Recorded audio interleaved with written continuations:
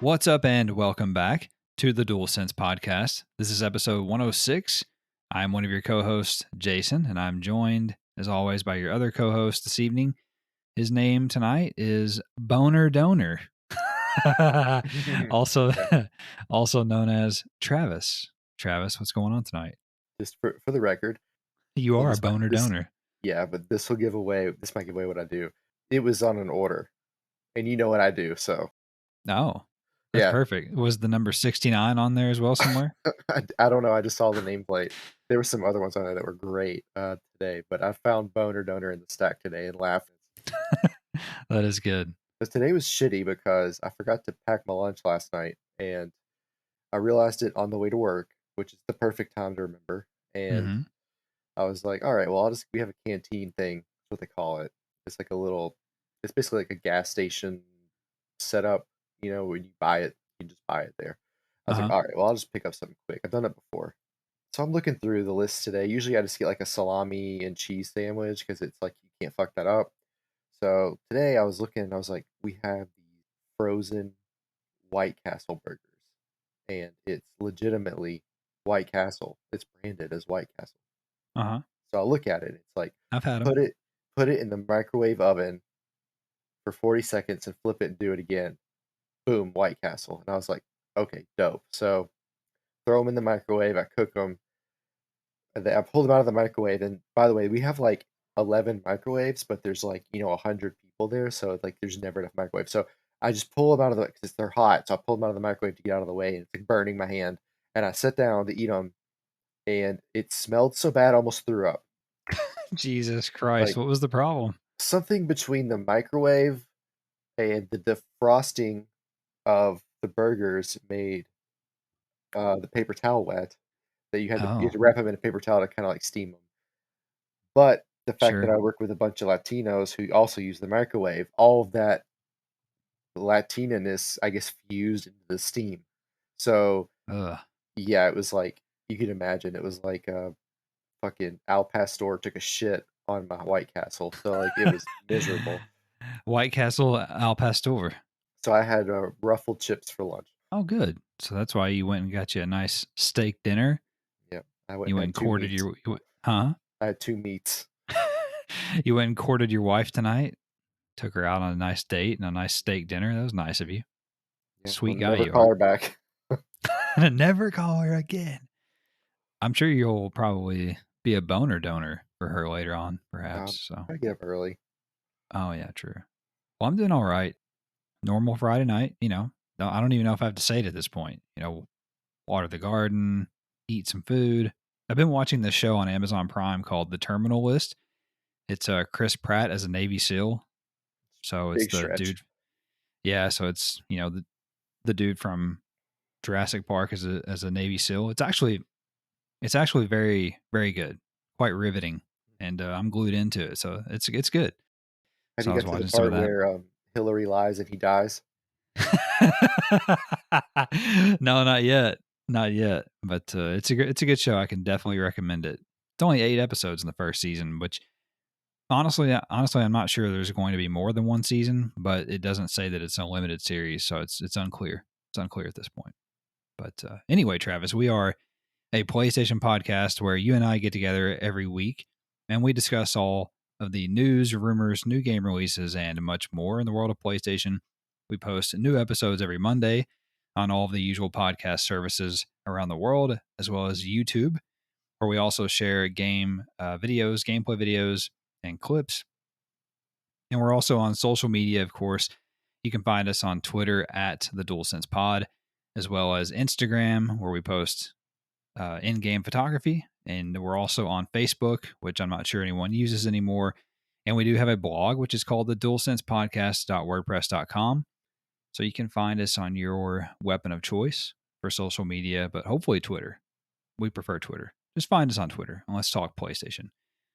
So without further ado, Travis, let's jump into what turned out to be a little bit of a busy week of PlayStation news. Starting with number one. PlayStation continued to evolve the services portion of the brand in an interesting way this week, as Sony Interactive Entertainment Vice President Grace Chen penned a PlayStation blog announcing a new loyalty program called PlayStation Stars. The blog post reads in part, quote, PlayStation Stars will be free to join when it launches later this year. Once you become a member, you'll earn rewards, by completing a variety of campaigns and activities. Our quote unquote monthly check-in campaign simply requires you to play any game to receive a reward, while other campaigns require you to win tournaments, earn specific trophies, or even be the first player to platinum a blockbuster title in your local time zone. All PlayStation Stars members will have opportunities to earn loyalty points. Points can be redeemed in a catalog that may include PlayStation Network wallet funds and select PlayStation Store products. As an additional benefit, PlayStation Plus members enrolled in PlayStation Stars automatically earn points for purchases on PlayStation Store. End quote. The new program will also include a reward type that Sony is calling quote unquote digital collectibles. And if your stomach just turned over at the thought of PlayStation including what sounds like NFTs in this new program, then don't fret. As Madam Vice President Grace Chin told the Washington Post, quote, it's definitely not NFTs. Definitely not. You can't trade them or sell them. It is not leveraging any blockchain technologies. And again, definitely not NFTs, end quote. PlayStation Stars will roll out later this year in a phased regional approach, much like the new PlayStation Plus service. So, Travis, are you a PlayStation Star? What do you think about this new loyalty deal? Oh, I'll never be a star, but sure, I'll do it for free. I mean, why not? It's just fun to do. It gives you kind of another layer when you're playing with games to think about. Being the first to platinum something in your area and knowing that is kind of dope. Uh huh. But the cool part, like, I'm sure I'll be able to see it, other people when they do it. Cause, like, can you imagine, like, you just get online one day and somebody, like, platinum Ghost of Tsushima in a day and a half?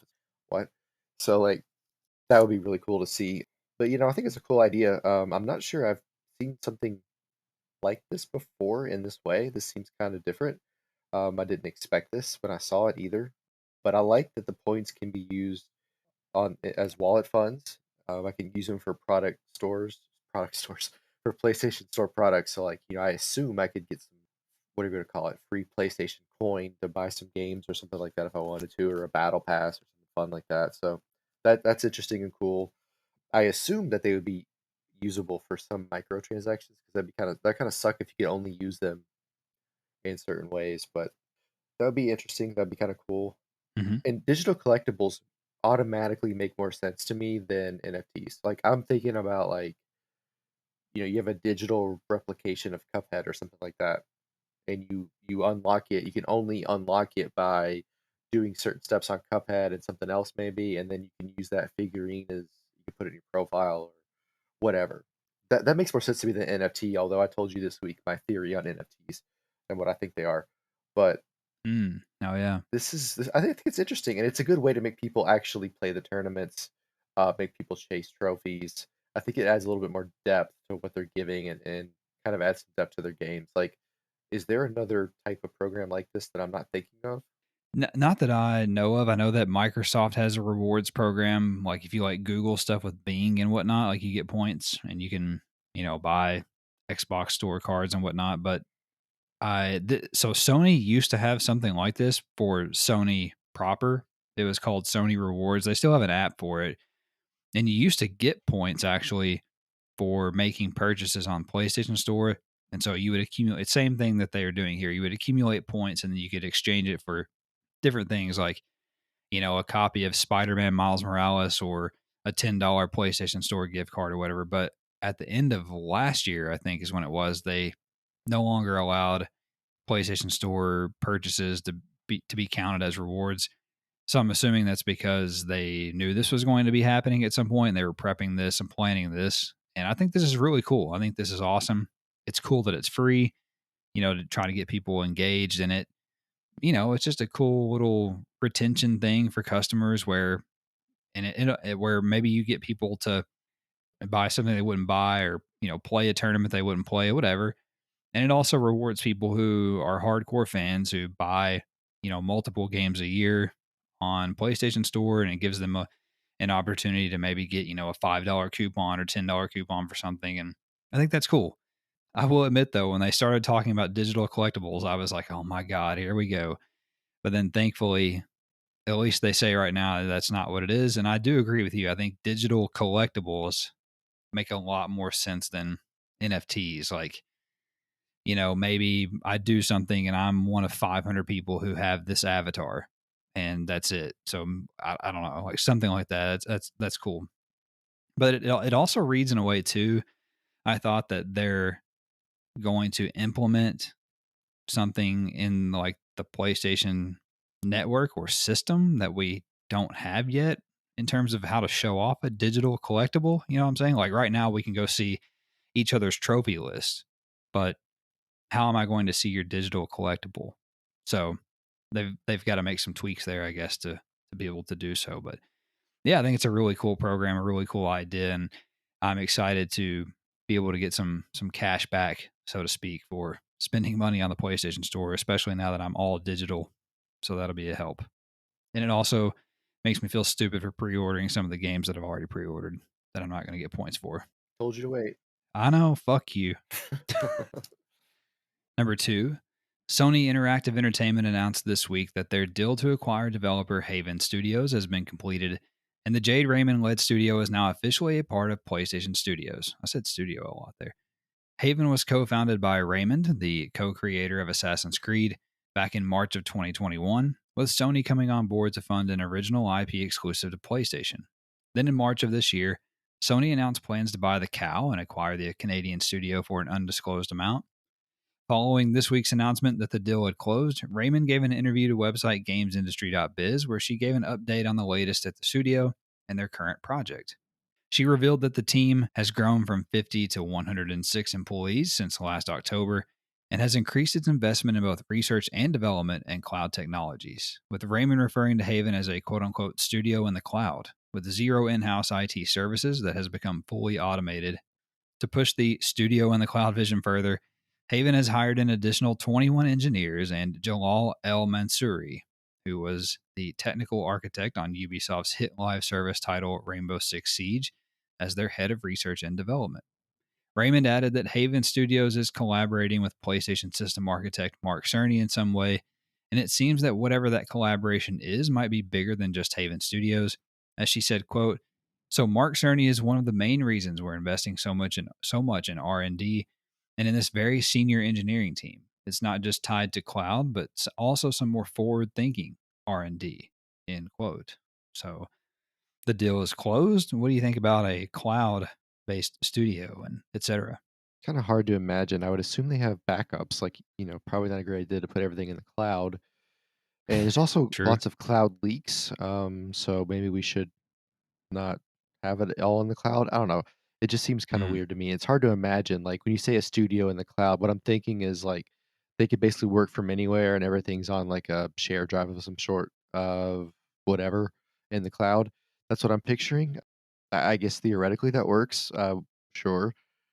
I do like the idea that you don't have to have people in the same place if that's the case, because you might be limited in talent, what's around you, but if you can kind of pull from wherever, 'cause it's all cloud based, like that might actually be pretty cool to do.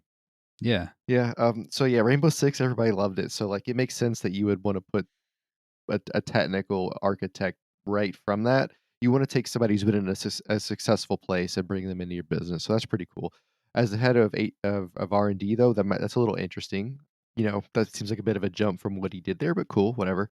What's interesting to me is kind of like, what does this Mark Cerny thing mean? Like, we all know the name, we all are familiar with Mark Cerny, right? But even as a Hmm. casual, I know who that is. But like, how has he had that much of an influence to make the studio really push for research and development in a studio area? Like, what are they researching Hmm. and developing? Like, Hmm. ways to bend and break Unreal Engine 5 or something? Or like how to manipulate a cloud studio and create cloud gaming? Like, that would make sense in a sense, but I Hmm. don't know. I have a hard time exactly picturing that. 'Cause the guy works with PlayStation, so it's like, why are his hooks so deep into them, and why are they so attached? Why is he so attached to them and them so attached to him? It's kind of an odd thing to me. Kind of where did Hmm. that come from? But whatever. So I want to know more about what the R&D is in specifically. Like that would make me feel I have a much better thought out opinion. Yeah, that I thought Cerny's involvement was the most interesting thing that we discovered this week about this sort of news cycle about Haven, because they didn't tell us anything new about their game, so, which tells me that it's way far off still. despite the fact that they've doubled their team size. They can't even really tell us anything about the game still.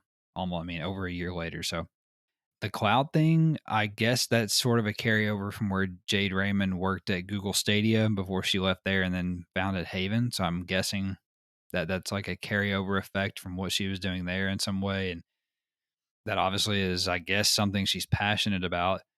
But immediately when they mentioned Mark Cerny, the thing that I thought of first was the fact that they're working with this studio and the cloud mentality or whatever, combined with what we heard last week in a news nugget that PlayStation is working to create some type of network for MMO and live service games that uses compute units and the cloud. So I'm wondering if maybe they're working, and we know that Haven's doing some type of multiplayer live service game as well. So I'm wondering if they're somehow collaborating to create some type of framework or like common engine for live service games for PlayStation. Like, for instance, Gorilla has the Decima engine, which is what Horizon Forbidden West and Zero Dawn are made on. Kojima used it to make Death Stranding, actually.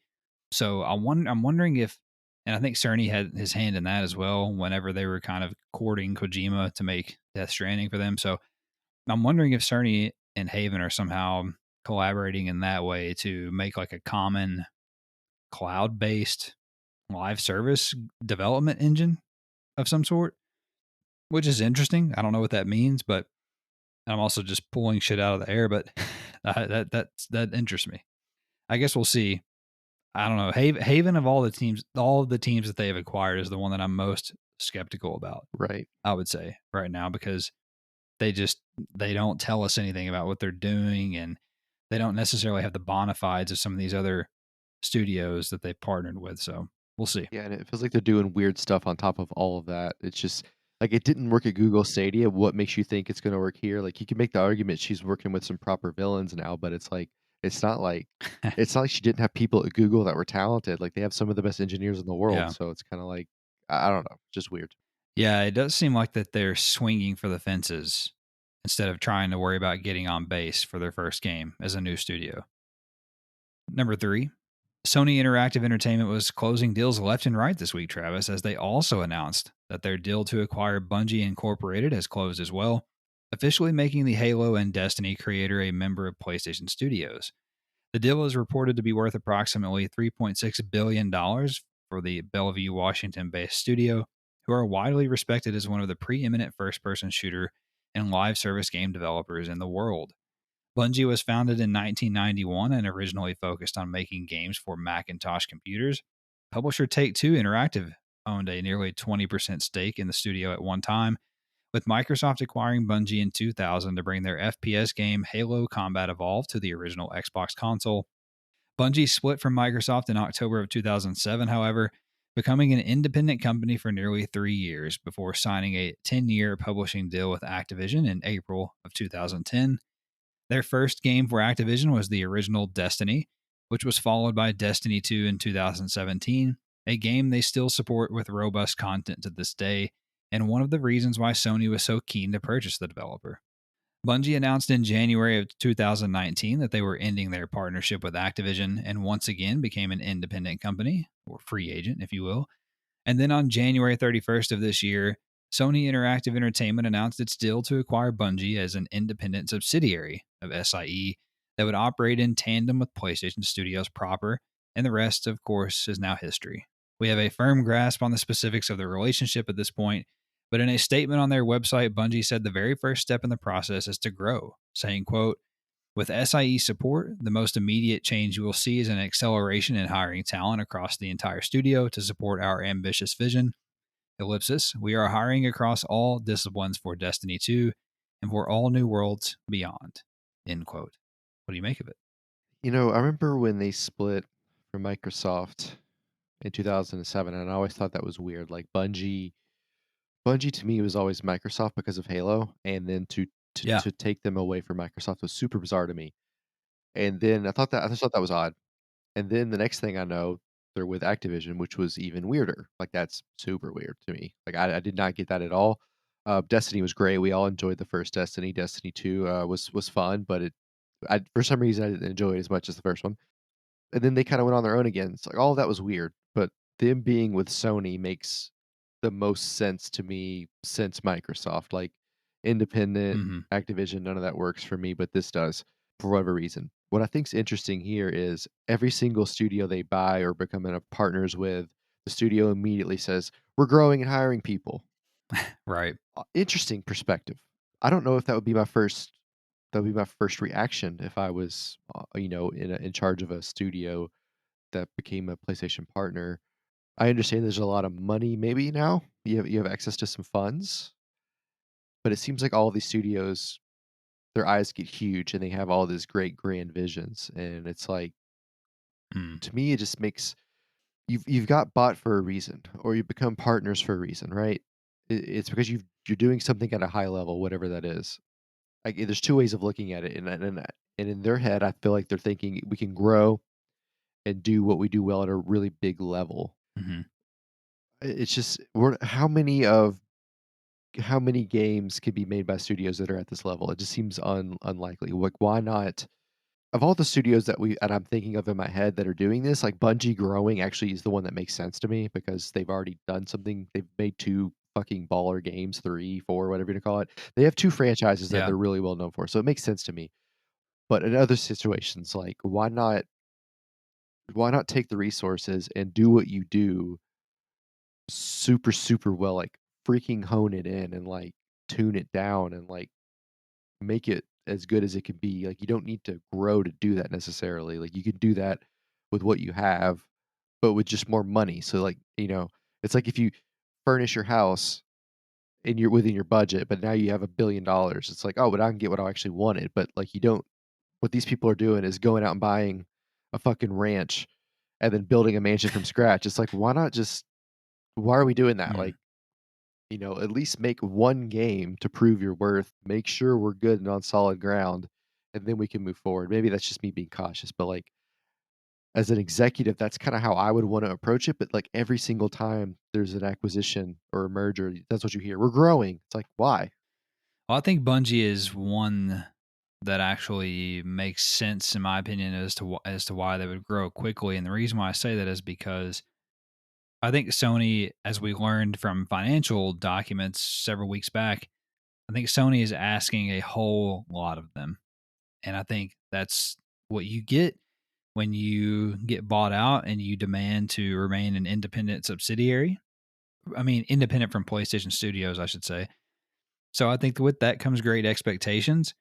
And I think that Sony is putting a lot on them in terms of leading this charge of live service games and what that infrastructure looks like and what that order of operations is across studios and implementing expertise, et cetera. And so I wonder if the hiring is going to be for roles not just for games like they say in the quote, but more so for these sort of like logistical back end operational things to help PlayStation as a company do all the things that they're wanting to do on the live service front. So it's real. Bungie is so interesting because they're the only developer that I know of that has been owned by 2 different platform holders and 2 big, huge competing platform holders in Microsoft and PlayStation.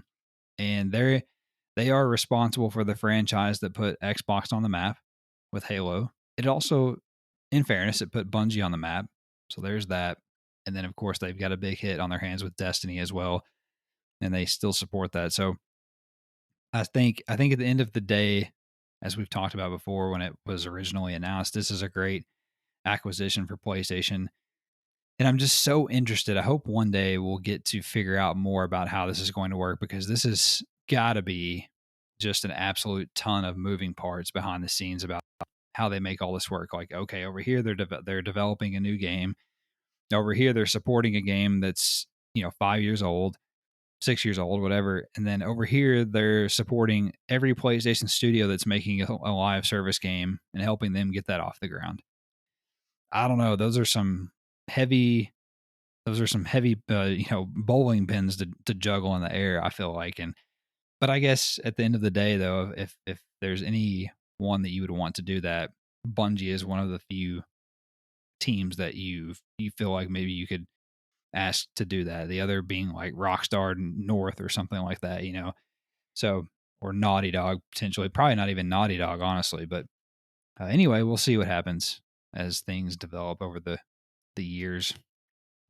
Number 4, PlayStation announced the July PlayStation Plus Extra and Premium tier games this week, as we have been speculating on the show for a little bit here now, Travis.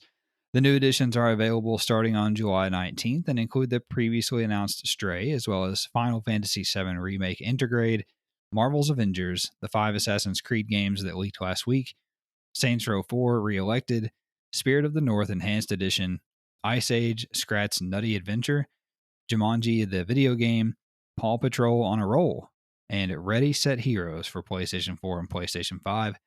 In addition, there are 2 classic titles being added as well: the PSP's No More Heroes Allowed and Loco Roco Midnight Carnival.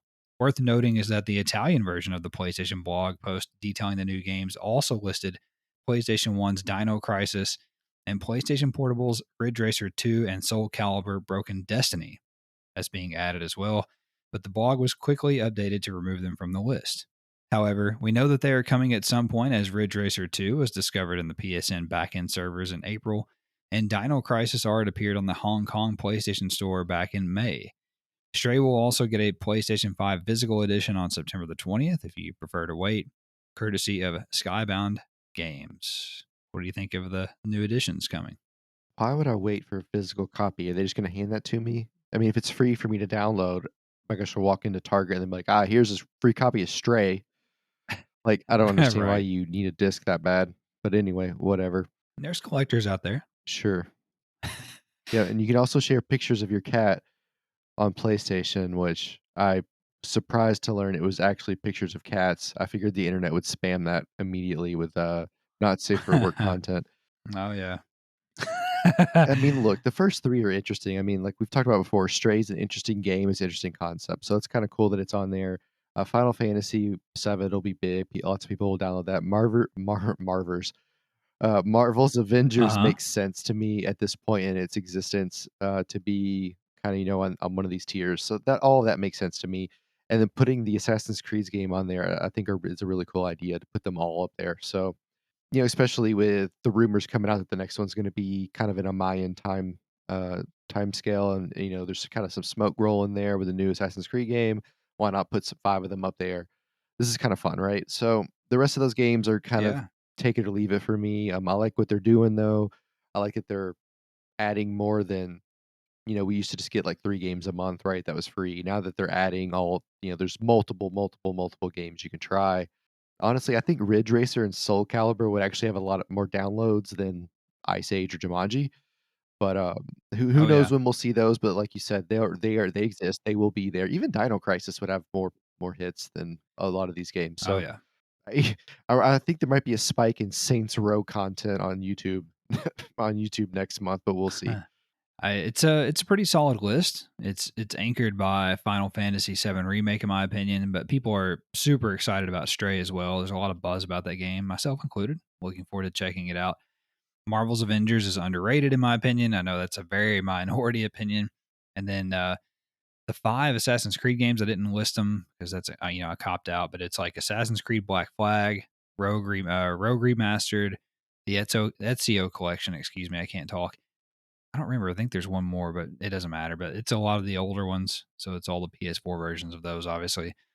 And then I agree with you. I think Dino Crisis would be, and Ridge Racer 2 would be one of the or some of the probably the most popular games out of the list.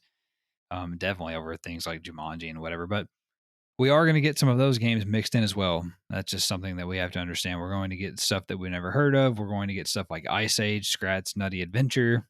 It's just going to be a hodgepodge of things. And in fairness, Xbox does that too with their Game Pass monthly editions. They throw stuff on there like that is cannon fodder, really. So also wanted to take a moment to say that I was right, that they announced it on the Wednesday before the third Tuesday of the month.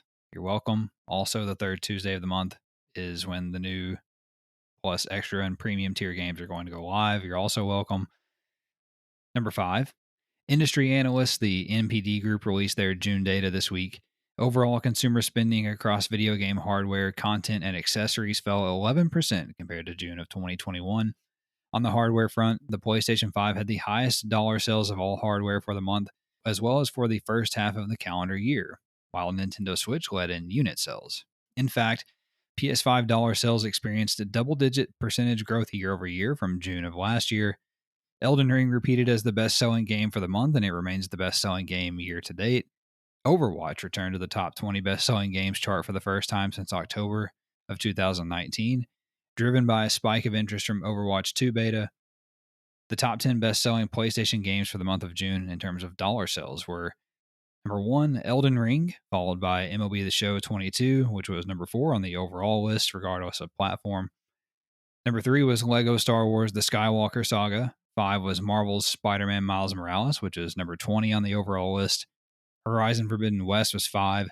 The Quarry at 6. Overwatch at 7. Ratchet and Clank Rift Apart at 8. Call of Duty Vanguard at 9. And Gran Turismo at 7. Any thoughts? Like we talked about before, consumer spending is kind of falling across the board in general. So it's not surprising that the PlayStation or the video game market is seeing a little dip there, especially with no more government bailout money being thrown at people who just kind of blow it on whatever. Uh-huh. But as far as the list goes, Elden Ring being at the top still, it's still surprising to me. It just feels like everybody who wanted to play that game would already have bought it. Because, Mm. like MLB The Show always stays kind of up in the top 5, and that makes sense to me because you'll have people that buy it when it first comes out. There's so many people buy that game that the only way that many people can buy the game is to buy it over an extended period of time, to have that big of a user base, kind of like 2K, or even Call of Duty. Like, it makes sense, right? Elden Ring just seems like such a niche game in a way, but it's so good it seems to just obliterate all of those kind of preconceived notions that you run into there. Cool to see Mhm. the Quarry on there. Overwatch jumping back up makes sense with the Overwatch 2 beta. I'm a little surprised to see Gran Turismo on there just because of what it is, really. I will say that the updates they've made have made the online racing actually bearable. It's actually not too bad. So it's nice to see Mm. that it's actually working now. And in a lot of ways, Gran Turismo had a little Battlefield in it where it probably could have waited a few more months, but whatever, it's fine. And then Vanguard being in the top 10, again, I'm not really sure why at this point, but it's interesting that Right. it's there to me. I totally agree that on the consumer spending front. We have known that spending was going to fall, things were going to kind of average back out, level back out, especially since that time last year, this time last year, I should say, people were it was everything was going crazy, everything was super inflated in terms of sales, and it was not a normal time, and we knew, we've been talking for months now about how things are going to come back down to earth, so to speak, and so that's not a huge shock. And the other part of that, like we've been saying, is that people are starting to go back to do other things. They're starting to go to concerts, go to the movies, go to basketball games, whatever, etc. So those things are starting to take more of that experiential spending away from the video game industry, and that's just to be expected. And then PS5 had a pretty solid month, and obviously it costs more than the Switch, so it makes sense that it would overtake in dollar sales for the month, if anything. And then Elden Ring is just a beast. And I also am shocked that many people care about Overwatch to to make it, back in the top 20 after 2 years. So I don't know. I guess so. Whatever. But the list on PlayStation, Elden Ring is a beast. MLB The Show hanging in there at 2. Spider Man Miles Morales. You want to talk about a beast? That game is a beast. Coming back in at number 20 on the overall list. It's almost 2 years old, and it's charting in the top 20 best selling games. So that game is just a world beater. And then we wonder why PlayStation is projecting $300 million on PC this year when they're going to release that game a little bit later this year on PC. So I think that's a no brainer.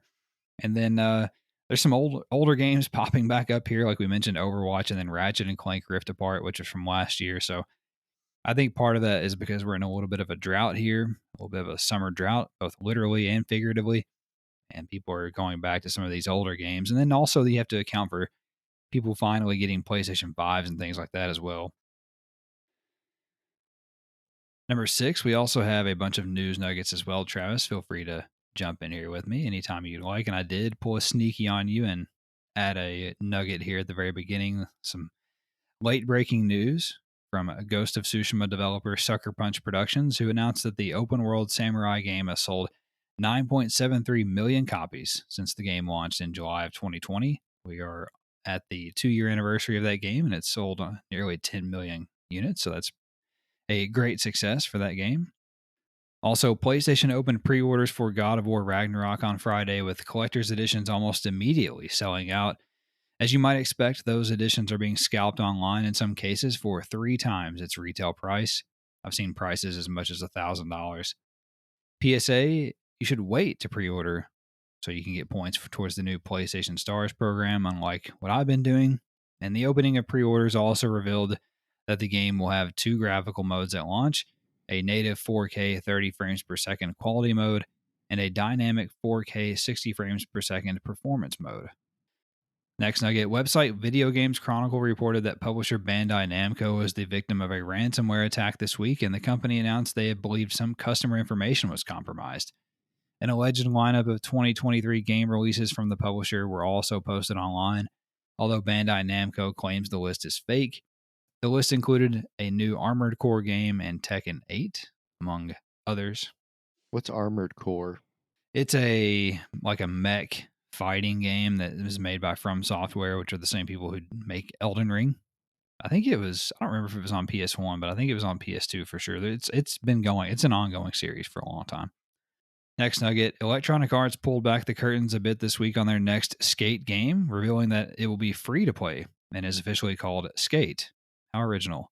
It will support cross-play and cross-progression when it launches, although we don't currently have a release window or date. People are excited about this, but not excited about having a free game where they have to pay $5 for every new skateboard. Bloomberg's Jason Schreier revealed this week that the next Assassin's Creed game, the rumored smaller-scale stealth-focused entry called Rift, will be set in the city of Baghdad. We won't have to wait long to find out for sure, as the future of Assassin's Creed is set to be revealed during a Ubisoft event in September. Elsewhere, insider Jeff Grubb claims that Ubisoft also has plans to take the franchise to Japan at some point following Assassin's Creed Rift, possibly as one of the settings for the massive and relatively unknown Assassin's Creed Infinity. Warner Bros. Games announced that free-to-play platform brawler Multiversus will begin its open beta on July 26th, and players who participated in previous playtests will get access on July 19th. Very excited. Pretty stoked about this, and I got an email this evening saying that I was going to get access on the 19th. Did you get said email? I don't look at my email. Oh my god! Are you one of these people that has like 2,000 emails on their phone, the little red notification icon? No, I don't have any. Oh my god! Why do you not have mail on your phone? I do. I just don't. I don't like having dots. I know. But how do you know you have email? You I don't turn have. notifications off? Correct. Oh my fucking god! Well, you better check your email, or you're not gonna be playing on the 19th. I don't have an email for them. I'm looking right now. Except for Multiverses. That's all I have access for. Uh-huh. Don't have an email, do you, asshole? Open beta, you're invited. Uh-huh. All right. Redemption instructions will be provided starting on July. It's shortly. See, I didn't even need this one. Yeah. Yeah. Uh-huh. I don't have an email except for one from Multiversus. Classic. Oh, next nugget. Twitter revealed this week that the most discussed games of 2022 so far on their app, on that silly bird app, are Genshin Impact and Wordle. Within hours of Electronic Arts opening the Skate 4 closed playtest, which we now know as Skate, the demo had been cracked and circulated online for anyone to download. EA, of course, urged fans not to do so, saying that the build was from last September and is not representative of the current state of the game. Bro, it's so gone. Why did they make it but why did they make the playtest? If they're going to put out a shitty build for a playtest, like why Right. are you know what I'm saying? Like, why are you going to tell people not to download it? But hey, this is a shitty build. Also, hey, if you're in the playtest, here's this shitty build for you to enjoy. Yeah, why would you put? Yeah, why would you put one build from September in your playtest? That part doesn't make sense. None of it makes any sense. I agree. It's fucking EA though. True. Also, publisher Konami announced this week that they are preparing to bring back Metal Gear games that had previously been delisted from digital stores due to licensing issues, such as Metal Gear Solid 2 and 3. The Metal Gear series also enjoyed its 35th anniversary this week, with the original game launching way back on July 13th of 1987. Lollipop Chainsaw remake producer Yoshima Yasuda clarified that the game will be a remake that is as close to a remaster of the original game as possible, adding that they did lose the rights to 16 licensed songs and are still currently in talks with platform holders over censorship issues. Also, fans have discovered UI elements for the upcoming Hogwarts Legacy hidden in frames from the March State of Play showcase. You can view the still images on the game's subreddit if you're really interested about knowing what the game's UI looks like. A whole slew of Modern Warfare 2 details leaked this week. Thanks again to the Warzone mobile app getting data mined. What a disaster. Leaked details include maps, modes, perks, and kill streaks. Some of the maps listed were Kill House, Favela, and Firing Range from previous games, while the perks, game modes, and so on are just what you would expect from a Call of Duty game. So we pretty much know everything about the game except having seen gameplay. I mean, I would like to point out that we already knew because it's a remake. Well, it's not a remake. It's not a remake. Whatever. That's why they've changed it to Roman numerals too. I just don't ever use Roman numerals because it looks like 11. Like what? I mean, I don't know. Like when I saw this, I'm like, yeah, okay, firing range and flip. Like, what do you mean? Like, okay, I don't know. None of it was surprising to me. It's just a leak to me is surprising. You know what I mean? Like if they came out and said, Right. "Hey, Joe Biden has dementia leaked out of the White House," I'm like, that's not surprising. If they came out and said he's fucking Robert Downey Jr. in a suit, I'm like, that was surprising. Right. Or if they came out and were like, hey, Call of Duty is going to have Nuketown. Oh, Yeah. Why are okay. we doing Yeah, that? we pretty much know it's going to have Nuketown. Every fucking Call of Duty game has Nuketown. Right. So like, yeah, it's like a tinfoil hat me thinks all these data miners are like government agents learning how to data mine, and they just do like companies. So then they can Yeah. learn how to data mine the Russians later on. Yeah, brilliant. Next nugget. Danish entertainment company Nordisk has now fully acquired Until Dawn and the Quarry developer Supermassive Games after purchasing a 30% stake in the studio back in 2021.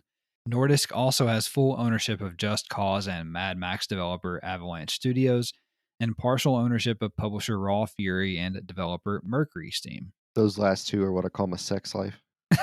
Same, Raw Fury. Yeah, Mercury Steam is what happens after. That's correct. That sounds like a big conglomeration of characters for a really, really terrible brawler. They have some interesting stuff going on there. They Mhm. got I didn't realize Nordisk owned Avalanche Studios, so that's interesting. Also, Western Digital's SN850 SSD is now the officially licensed PlayStation 5 SSD.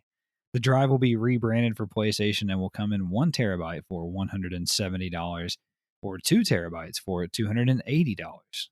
FYI, you can still get the unbranded versions of the same drive, the exact same drive, for much less than those new prices. I think actually the 1 terabyte is on sale right now for $120, and that is what I have, the 500 gigabyte version of this Mhm. hard drive, and I paid more than what the 1 terabyte's going for right now, so that's about par for the course for me. Speaking of SN850, I had an issue at work, and I was talking to the engineers because it gave me a code, but the code wouldn't tell me the worker. I needed to know the worker who'd made the mistake. So I said, "Hey, who is this?" And they sent me a big long post about how the system worked, and they're like, "Does that help you?" And I wrote, "No, I don't care about your tech bullshit. I need to know who the athlete is." Did you And they really were say like, that? "Yeah," and they were like, "It was Courtney." I'm like, "Thanks. That's all I fucking needed. I don't need you to tell me how the system works. I don't care." Like, well, the SN85 only tells me the unit, and the unit isn't not actually their username. I don't care. Who the fuck was it? Just tell me, answer the damn question. Give me that Right. damn phone number. All right. Jesus fucking Sheldon Cooper. Next nugget. Square Enix reiterated that Final Fantasy VII Rebirth will not come to PS4, partly because of the need for the PlayStation 5's SSD, most likely the SN850. Sony Executive Deputy President Kazuo Key told Nikkei that the company wants their new in-zone line of hardware and peripherals. I fucking butchered every bit of that line of hardware and peripherals to become the Nike of gaming gear for esports. What a clusterfuck! Mhm. Yeah. Anyway, they By want the way, in-zone to be the Nike of gaming gear for esports. I could tell you that the most likely person to be the Nike of gaming is Nike. They'll just buy you out. Like, Right. God, that'd be some shit. Next nugget, Ubisoft will remove Assassin's Creed Liberation HD from sale on PC starting on September the 1st. And after much consternation online, Ubisoft clarified that owners of the game will still be able to download and play the title even after it is taken down. However, online features and DLC will no longer work.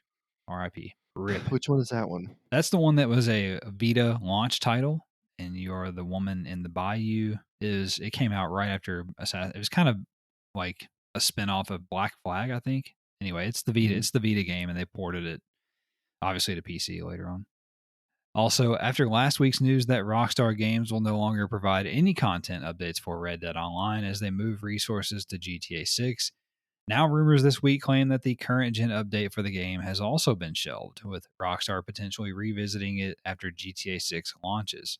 So let's just fucking put it out there on the PlayStation 6, because that's when by the time they put it out after GTA 6, we're going to have a new console. You're going to need it 2 upgrades on top of each other. Fucking whatever, these fucking morons. Yeah, it'll just be it'll just be like a remaster at that point, or Jesus. like a director's cut Yeah, on the PlayStation 6. stupid. Also, Titanfall and Apex Legends developer Respawn Entertainment is hiring staff to work on a single-player FPS game set in the Apex Legends universe. Kojima Productions has threatened legal action against those who are falsely linking Hideo Kojima to the assassination of former Japanese Prime Minister Shinzo Abe. He might need to relax on like the Joker t-shirts and the Che Guevara shit. Maybe that'll help him next time. Yeah, probably. Final Fantasy XVI's producer Naoki Yoshida told Famitsu magazine that the game does not have a turn-based combat system because it does not appeal to younger generations. Yoshida also said that the game is not open world because it would take 15 years to properly make the game in that style. I mean, I can't argue with him about the turn-based stuff, but how does it take you 15 years to make an open world game? Jesus Christ. I don't know. Okay. Fall Guys players have been reporting an error in the game store that is causing them to buy items attempting to preview them instead. And developer Mediatonic is reportedly denying refund requests for this issue. Fuck them. Fuck them, feed them fish heads. Capcom announced that Resident Evil 2 Remake has crossed 10 million units sold since launch. Website GamesIndustry.biz reported that Italian publishing group Digital Bros Group, which owns publishing label 505 Games, has formed a new indie-focused publishing label called Hook. Although 505 Games has had great success over the years publishing indie titles like Stardew Valley, Human Fall Flat, and No Man's Sky, they've evolved in recent years to publishing more AAA level games, which is where the Hook label now enters the picture as a means to continue finding and cultivating those indie hits. Swedish corporation Embracer Group announced its retro video game archive initiative, which they have already spent $2 million on to date. The archive will be a database of games marked for preservation, with the idea being that games can be used by journalists, loaned to museums, or made available for public showings in the future. Embracer told outlet Waypoint that it is trying to, quote, have a copy of each physical game ever made, end quote, adding that they have already acquired 50,000 games, consoles, and accessories that will be moved to an underground vault in Sweden. I love this. We have one vault that has like plants and vegetable seeds and shit in like fucking Iceland, and then we have this one that's just full of video games and everything that gets us rock hard in Sweden. Right. And this also feels like a really it feels like it's something a supervillain would do and then show you to make them seem normal. Right. Right. I love that they have all this fuck you money too to just go out and buy a copy of every game made. Yeah, I mean, what's the most expensive game they'll buy in, say, Football 14? Maybe. You know, the other thing about this is that when they're done buying a copy of every game made, that maybe by that point they'll have bought every studio that ever existed. Yeah, and then it'll be free. Yeah. Next nugget. Website Push Square reported that Naughty Dog veteran developer Josh Schur is resigning after 21 years and 10 shipped games with the studio. He said he has taken a position elsewhere, but cannot reveal where just yet. He's been there for pretty much every major game they've released as a studio. So interesting. I bet he's at a PlayStation affiliated. I think that as well. Also, forgotten PS1 point and click game Icon Kagua. I don't know. Developed and published by Sony in 2000, is now available for the first time ever outside of Japan. The game has been localized by Hilltop, which you can find on Patreon to support and in turn receive an English translation download of the game. A native PlayStation 5 version of Cyberpunk delivery game Cloudpunk will release on August 19th and will feature 4K at 60 frames per second, enhanced visual effects, DualSense haptics and trigger support, and a cockpit mode. The update will be free for PS4 owners when it releases. Sci-fi Souls-like action RPG Hellpoint received its first DLC called Blue Sun, as well as a PS5 upgrade this week, which adds support for 4K and 60 frames per second. Cuphead, the delicious last course, has crossed 1 million units sold in just 2 weeks since launch. The Last of Us Part 1 went gold this week, nearly 2 months ahead of its September 2nd launch on PlayStation 5. Development of the remake is said to have not experienced any crunch on staff, according to an environmental artist, with former cinematic animator Robert Morrison, who has gone on to work at Sony Bend, saying, quote, "Actually, it's the most meticulously built and crafted project that I have ever seen or been a part of in my entire career. The highest level of care and attention to detail possible," end quote. Those are big words, as Robert has worked on games like God of War, among Mhm. others. Yeah, I think he means that they took a game that they all loved and made sure it was PS5 quality. I think that's Yeah, I mean, because I think people are gonna get the game, and if you don't look at it through that lens, I think you'll miss the point. Like, I yeah, think there's a lot of love in the game. that's a good point. I think it's spot on. Also, Ubisoft says that they are working on fixes for issues with poor graphical fidelity when playing The Crew 2 on PS5 following the new 60 FPS update. And Push Square reported that when they played the game, it was like sub 720p when they were playing it with the new update. So that's pretty cool. That's pretty cool. Mhm. Cooperative third person shooter Aliens Fireteam Elite will get crossplay support, a new progression system, and a new game mode as part of a free update on July 26th.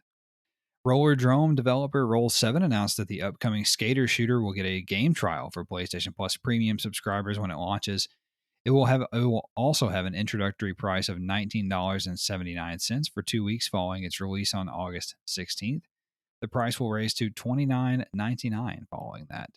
So I wasn't quite right about this being one of the PlayStation Plus premium games for that month, because that is the third Tuesday, August the 16th. But we are getting a game trial, and I'm looking forward to trying it out, and hopefully it's good. If so, I'll get it at that introductory price. Publisher Nacon announced that their taxi driving simulator Taxi Life will come to consoles sometime in 2023. It is said to feature a realistic traffic AI that will require players to follow the rules of the road in an open world Barcelona, Spain that features 200 real world landmarks. I feel like you want to play this. I think it'd be interesting. I want to see what it looks like. I need to see like the graphics, Yeah. but I wonder, you know, it could be like Euro Truck Simulator, like those games, or like people play them seriously. Yeah. Might be kind of cool. Hmm. The next one sounds a lot more fun though. It does. And yes. Also, strategy game Business Survival Sim Cartel Tycoon was announced to come to PS4 sometime next year. And it does sound awesome. And I there's a mean, little gameplay video of it, and it looks uh, like City Skylines mixed with the Cartel Tycoon simulation. So just imagine City Skylines, but you're running a cartel. It looks yeah, but fucking like, great. I mean, imagine what we could do. Yeah, Oh, if it has co-op, that'd be so much fun. I agree. Also, just a reminder that you have until July 22nd to download the Apple TV app on your PlayStation 5 and start your 6-month free trial of the Apple TV Plus service, and it can only be redeemed through the PlayStation 5 app. Horizon Forbidden West won its first Game of the Year award this week, even though the year is not close to over. The Develop at Brighton Conference Awards, Guerrilla Games RPG, the winner of its Best Game Award. Forbidden West also won the award for Best Visual Art, while Ratchet and Clank Rift Apart won Best Technical Innovation. So this must be for the Mhm. rolling year, not the calendar year. So they're going back to, because Ratchet and Clank is 2021. So that's an interesting way to do Game of the Year awards, I guess. Also, Evil Dead, the game, got a free Army of Darkness update this week, which added new weapons, locations, and cosmetics to the game from Sam Raimi's 1992 comedy horror film of the same name. Website PlayStation Universe reported that the following games received update patches this week: Warframe, Dauntless, Apex Legends, Vampire the Masquerade Bloodhunt, Path of Exile, Evil Dead the Game, Neverwinter, Genshin Impact, Minecraft, Babylon's Fall, FIFA 22, F1 22, The Quarry, and the Overwatch 2 beta, as well as Stray, which got its day one patch, it sounds like. Speaking of Stray, the file size for the upcoming PlayStation Plus cat game was revealed by PlayStation Game Size. It will weigh in at just over 13 gigabytes on PS4 and a mere 7.5 gigs on PS5. A leaker has claimed that Crystal Dynamics is working on Bucky Barnes as the next playable character in Marvel's Avengers. Sounds like a fucking Barney character. What is Bucky Barnes? It's the guy who, I don't know. He's the one with the long hair. Is it Winter Soldier? Is that the character he's supposed to be? He's got like the long hair in the fucking Captain America movies. I don't know. Thor? No.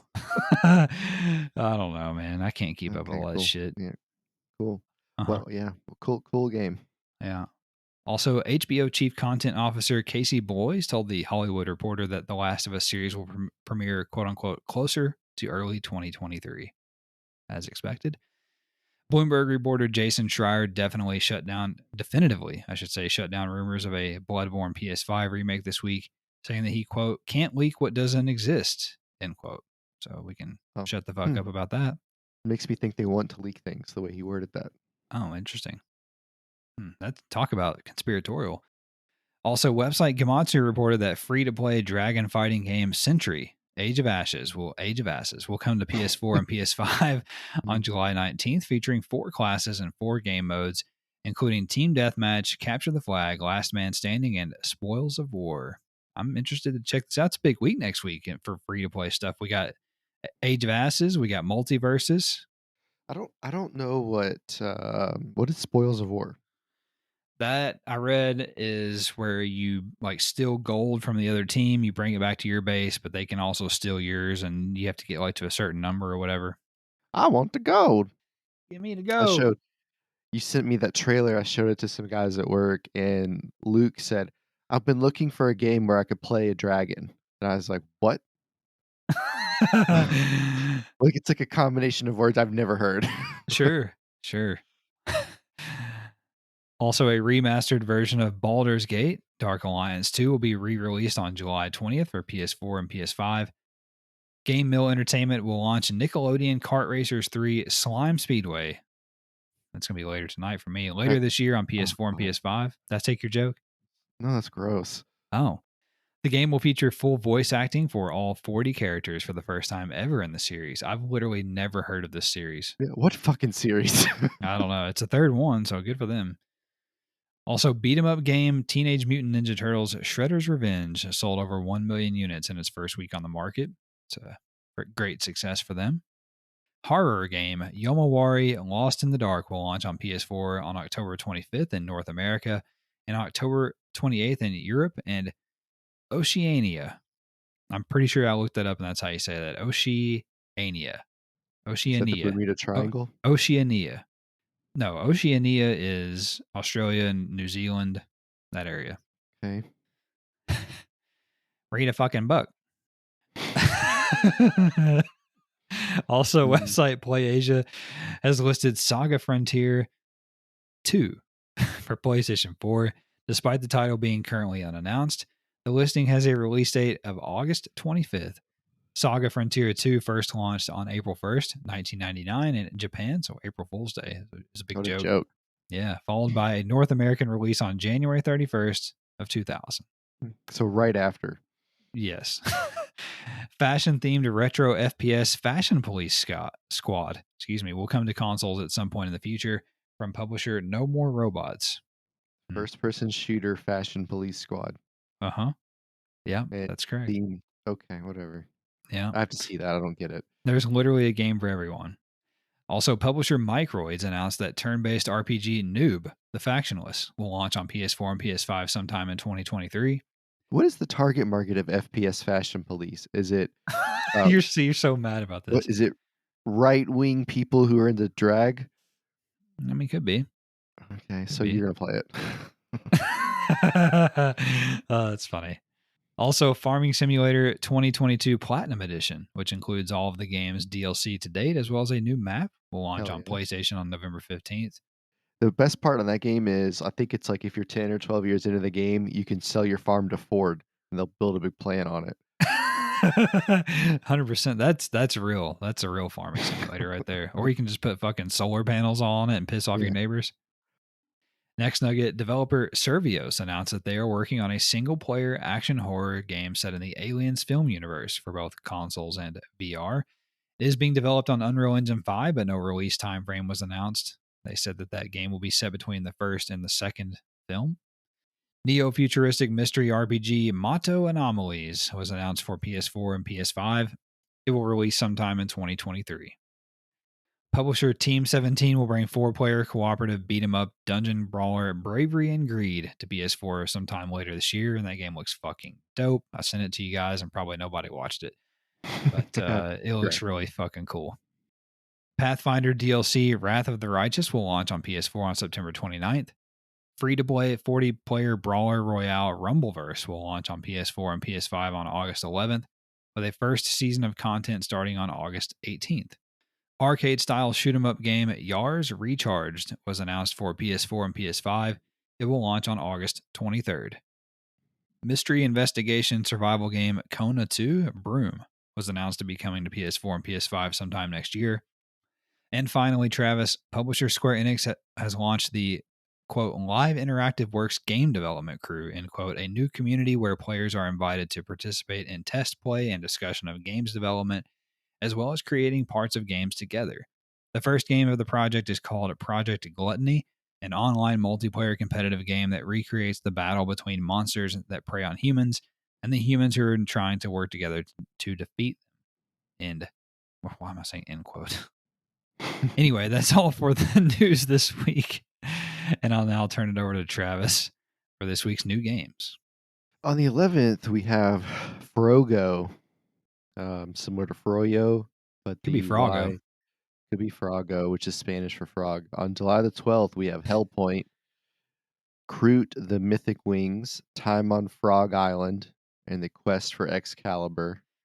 On the 13th, we have Rayland, Strikers 1945-2, Strikers 1945-3, The Whiskey Story, Zero Gunner 2. Hmm. On the 14th, we have 200 Ways, Arcade Archives, Dragon Saber, Escape Academy, Mothman 1966. On Sunday, Superola Champion, Hmm. 200 Ways. This has What the been fuck? the worst fucking list so far. Okay. I'm Here so we go. confused. Okay. On the 15th, we have Black Death, A Tragic Dirge, Dirge. whatever, guys. What are these fucking games? Canada Break Head to Head, Oh my DC God. League of Super Pets, The Adventures of Crypto and Ace.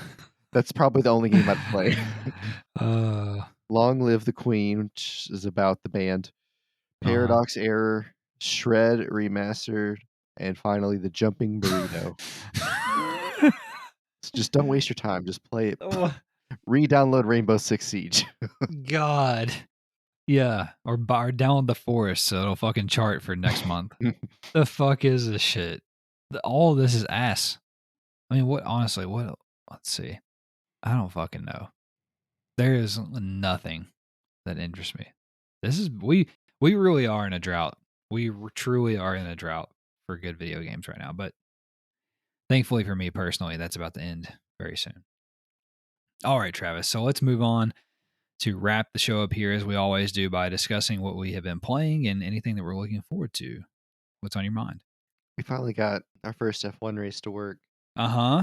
Finally, and it should probably post a video or something. I don't know. But anyway. Yeah, I go, you have a fucking job or something. I don't know. I got a lot going on. Not much to report there, really.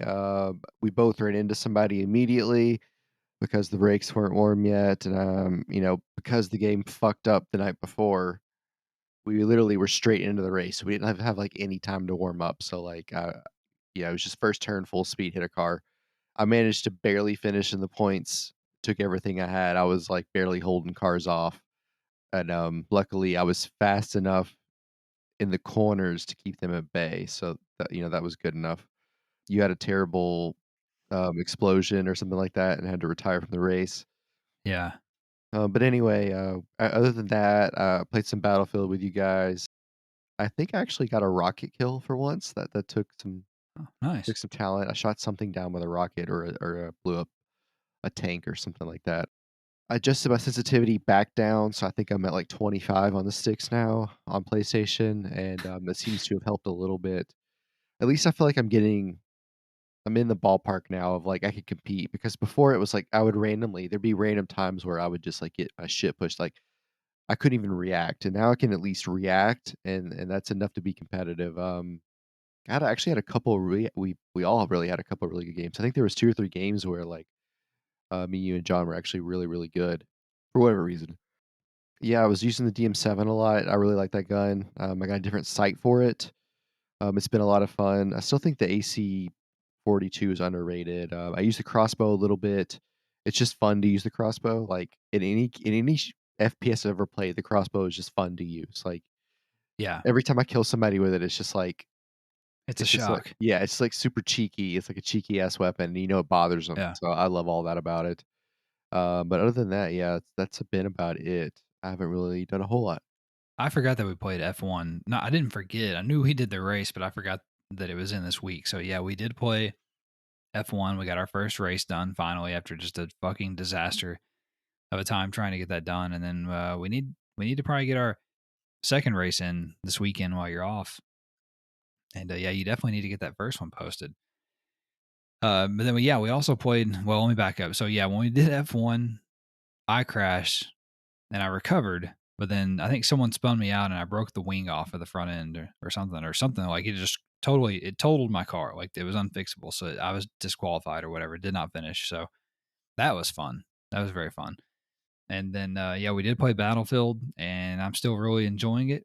And I haven't played in a couple of days, probably a few days. So we've got a new list of challenges for the week, for the weekly reset or whatever. So I'm hoping that we can get some in this weekend with John, and I can get my challenges. I'm like halfway through the battle pass, so I think I can get all of it by the time that we're done with the season. So that's exciting. I like how they do the battle pass. I think that's a really interesting and unique way to do it, at least that I've seen, where you do the missions and challenges, but you're not just getting XP. You're like getting, I mean, tokens basically, and the different challenges are worth different token amounts, and so it just seems like a more satisfying way to level up as opposed to just, oh wow, I played 4 team death matches tonight and I got 6,000 XP, and that's how much I moved my bar. So I don't know. I think that's a really smart addition on their part from Dice. And then I did play some Insurgency last night. I played a couple of rounds of the PvE co-op checkpoint, and I uploaded that to YouTube, so that's there. Had a pretty good round of that. Played pretty good, and that game, I love that game too. I'm really excited for when they do the PS5 upgrade later this year, and well, hopefully they've said later this year, but they've kind of gone dark and haven't really said anything else about it. So who knows? Maybe they won't, but hopefully we do get it. And then the last thing that I've been playing is Ghost of Tsushima on PlayStation 5. That's kind of next on my list of games to play, and I want to get through the.